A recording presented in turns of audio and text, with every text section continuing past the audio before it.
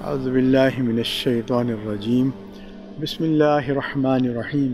للہ ما فی السماوات و ما فی الارض صدق اللہ العظیم۔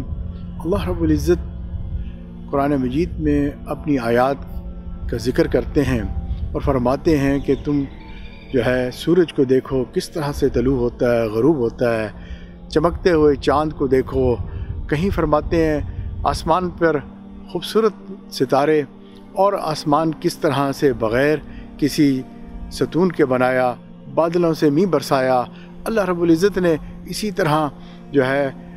فرمایا کہ زمین کو ہم نے پھیلایا اور زمین کے اندر سے ننھے سے بیج سے درخت بنائے اور پھول کھلے، پھل لگے۔ سبحان اللہ، ان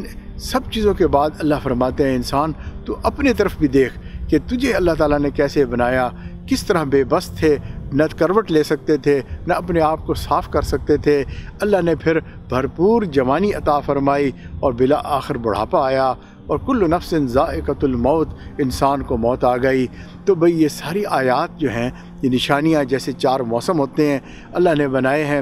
ہے نا۔ اب یہ بہار کا موسم ہے، پھر اسی طرح جو ہے گرمی کا موسم خزاں، اور بالآخر سردی میں ہر طرف برف چھا جائے گی، ٹنڈ منڈ درخت ہو جائیں گے اور سب پھول پتے ختم ہو جائیں گے۔ یہ اللہ دکھانا چاہتے ہیں، بتانا چاہتے ہیں، انسان کو سمجھانا چاہتے ہیں کہ انسان ان چیزوں سے نصیحت حاصل کر، تیری زندگی بھی ایک دن ختم ہونے والی ہے اور بالآخر تجھے بھی قبر میں جانا ہے اور حشر کے دن اللہ کو جواب دینا ہے۔